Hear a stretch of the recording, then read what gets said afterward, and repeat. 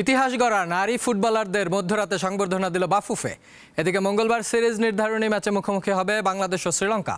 এসবের পাশাপাশি দেশ বিদেশের খেলাধুলার আরও খবর নিয়ে সাজানো হয়েছে আজকের দীপ্ত স্পোর্টস। আর আপনাদের সঙ্গে আছি আমি মির্জা শাখেসেব সাকিব। প্রথমবার এশিয়ান কাপে জায়গা করে নেয়া বাংলাদেশ নারী ফুটবল দলের সদস্যদের সংবর্ধনা দিয়েছে বাফুফে। গত রাত ৩টার দিকে রাজধানীর হাতিরঝিলে এই আয়োজন করা হয়। তবে বাফুফের পক্ষ থেকে বাঘিনীদের জন্য ছিল না কোনো বোনাসের ঘোষণা। প্রথমবার এশিয়ান কাপের মূল পর্বে খেলার যোগ্যতা অর্জন করে ইতিহাস গড়া বাংলাদেশের নারী ফুটবলারদের নিয়ে এই আয়োজন। গভীর রাতেও তাই এক ঝাঁক তারার আলোয় আলোকিত রাজধানীর হাতিরঝিল। গেল সাফের আসরে জয় নিয়ে আসার পর মেয়েদের আর্থিক পুরস্কার দেওয়ার ঘোষণা দিলেও এখনও তা পূরণ করেনি বাফুফে। এবারও কোনো পুরস্কারের ঘোষণা করেনি সংস্থাটি। তারপরও মেয়েদের এই সাফল্য বাংলাদেশকে বিশ্বমঞ্চে নতুনভাবে উপস্থাপন করবে বলে মনে করেন বাফুফে সভাপতি। আমাদের নারী দলের জন্য আজকে পুরা পৃথিবী বাংলাদেশকে আরেক রূপে চিহ্নিত করছে। এখন থেকে আমাদের একটাই এখন কমিটমেন্ট, একটাই স্লোগান, একটা এখন tagline, which is mission Australia. মিয়ানমারের ঐতিহাসিক এই অর্জনের ধারা অব্যাহত রাখতে চান খেলোয়াড়রা। এখানে উপস্থিত সকলকে অসংখ্য ধন্যবাদ এত রাতে আমাদেরকে রিসিভ করার জন্য, এত সুন্দর একটা আয়োজন করার জন্য। আমরা আপনাদেরকে নিরাশ করব না। আমরা শুধু এশিয়া না, আমরা বিশ্ব মঞ্চে বাংলাদেশকে নিয়ে যেতে চাই। মধ্যরাতের এই জমজমাট মুহূর্তে উপস্থিত ছিলেন অন্তর্বর্তী সরকারের সংস্কৃতি উপদেষ্টা। বাংলাদেশের মেয়েরা জানে কি করে প্রতিকূল পরিস্থিতিতে দৌড়াতে হয়। This is amazing. I mean, this really speaks a volume of who you are and what you guys are made of. অনুষ্ঠান শেষে ঋতু আর মনিকা আবার রওনা দেন বিমানবন্দরের পথেই। ভুটানে লিগে খেলতে হবে, এটাই তাদের বাস্তবতা। বিজয়ের উৎসব শেষে আবার লড়াই, কারণ এই মেয়েরা জানেন কিভাবে চলতে হয়, আলো খুঁজে নিতে হয় নিজেদের মতো করে। ঈশান হাসান, দীপ্ত স্পোর্টস।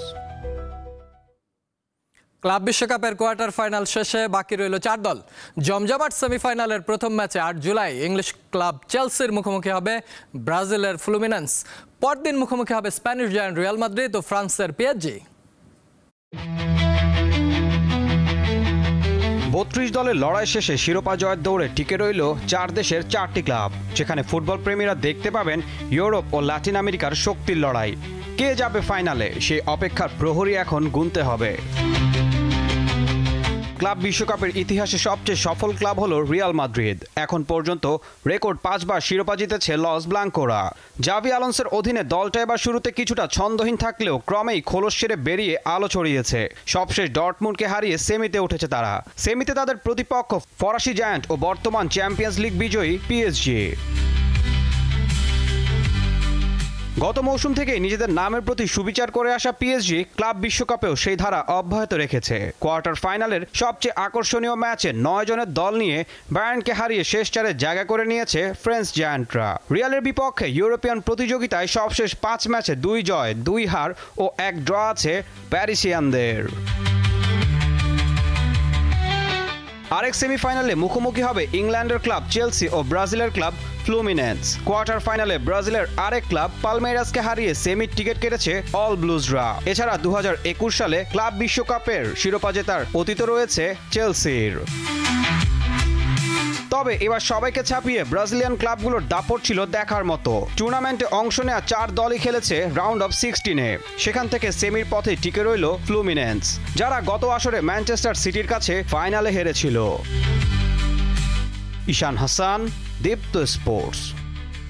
পাল্লেকেলেতে সিরিজের তৃতীয় শেষ ওয়ানডেতে মঙ্গলবার শ্রীলঙ্কার মুখোমুখি হবে বাংলাদেশ। ম্যাচ শুরু বাংলাদেশ সময় বেলা 3টায়। প্রথম ম্যাচে বাজে ব্যাটিংয়ের কারণে হেরে যায় বাংলাদেশ। তবে দ্বিতীয় ম্যাচে শ্বাসরুদ্ধকর এক লড়াই শেষে জয় নিয়ে সিরিজের সমতায় ফিরে টাইগাররা। তাই শেষ ম্যাচটা হবে সিরিজ নির্ধারণী। দ্বিতীয় ম্যাচে জয়ের ফলে র্যাঙ্কিংয়ে টাইগাররা 1 ধাপে এগিয়ে 9 নম্বরে উঠে এসেছে। এই ম্যাচের আগে টাইগার শিবির পড়েছে চোটের কবলে। কলম্বোতে দ্বিতীয় ওয়ানডের ম্যাচে ফিল্ডিংয়ের সময় চোট পান নাজমুল শান্ত। তাই সিরিজ নির্ধারণী ম্যাচের আগে বাঁহাতি এই ব্যাটারকে ঘিরে তৈরি হয়েছে অনিশ্চয়তা।